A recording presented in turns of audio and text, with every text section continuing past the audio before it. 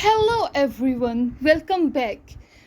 आज हम बात करते हैं बार चार्ट के बारे में कि बार चार्ट क्या होता है, इसकी टाइप्स क्या होती हैं, इसको कैसे बनाया जाता है और लास्ट में हम एक एग्जांपल देखेंगे बार चार्ट की। ठीक है, तो चलिए स्टार्ट करते हैं। अब bar chart also known as bar graph. यहाँ पे आपको पता चला कि बार चार्ट को बार ग्राफ भी कहा जाता है। Is a graphical representation. ये ग्राफिकल रिप्रेजेंटेशन है, यानी ये ग्राफ फॉर्म में होता है ऑफ डाटा। किसकी? डाटा की रिप्रेजेंटेशन है using rectangular bars of varying lengths. इसमें रेक्टेंगुलर बार्स बनाई जाती हैं डिफरेंट मुख्तलिफ किस्म की लेंथ्स की। ठीक है, लेंथ डिपेंड करती है हमारे डाटा पे।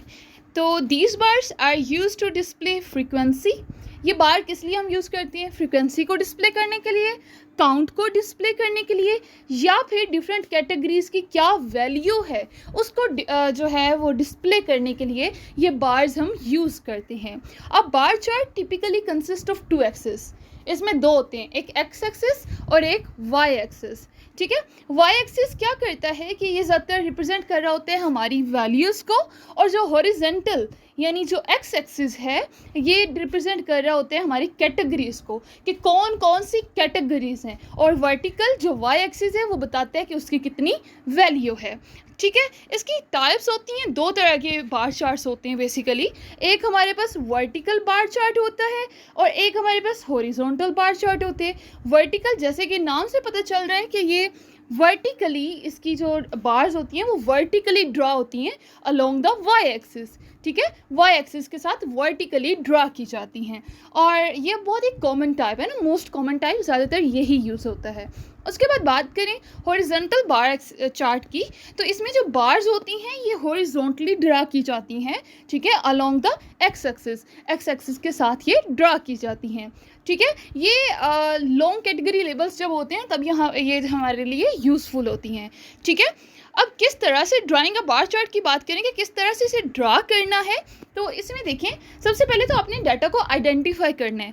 ठीक है, जब डाटा आइडेंटिफाई हुआ आइडेंटिफाई करने का ये मतलब हुआ कि हमने देख लेना है कि कैटेगरीज कौन सी हैं और उनकी कॉरस्पॉन्डिंग वैल्यूज़ कौन सी हैं। ये दो चीज़ें सबसे पहले तो हमने आइडेंटिफाई कर लेनी है। ठीक है, उसके बाद हमने चूज़ कर लेने एक्सिस कि आप कौन से एक्सिस पे क्या रिप्रेजेंट करने वाले हो। ठीक है, मतलब आप जो कैटेगरीज हैं उनको किस एक्सिस पे रिप्रेजेंट करोगे, और जो आपकी वैल्यूज़ हैं उनको किस एक्सिस पे रिप्रेजेंट करोगे।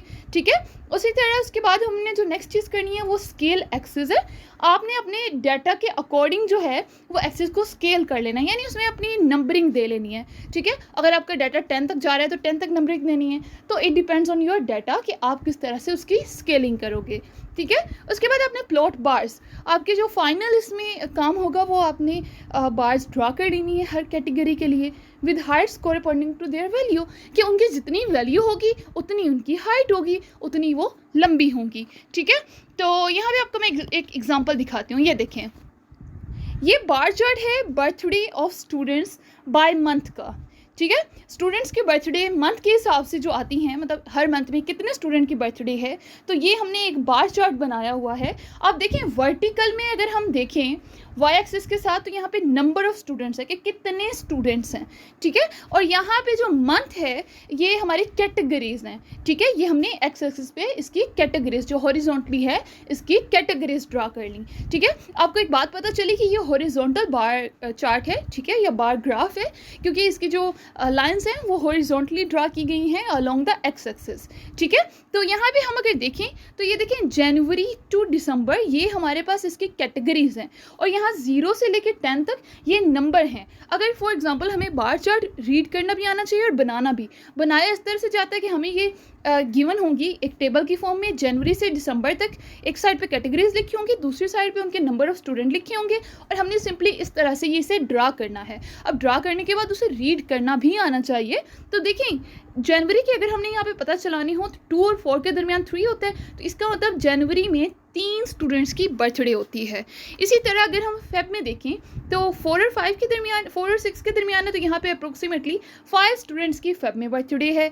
ठीक है, तो इस तरह से ये हमारे पास बर्थडेज हैं ये अप टू दिसंबर, ये कंप्लीट हमारे पास ये बार चार्ट है। सो आई होप कि आपको इसकी समझ आ गई होगी, नहीं आई तो मुझसे क्वेश्चन कर लें, it isn't a big deal.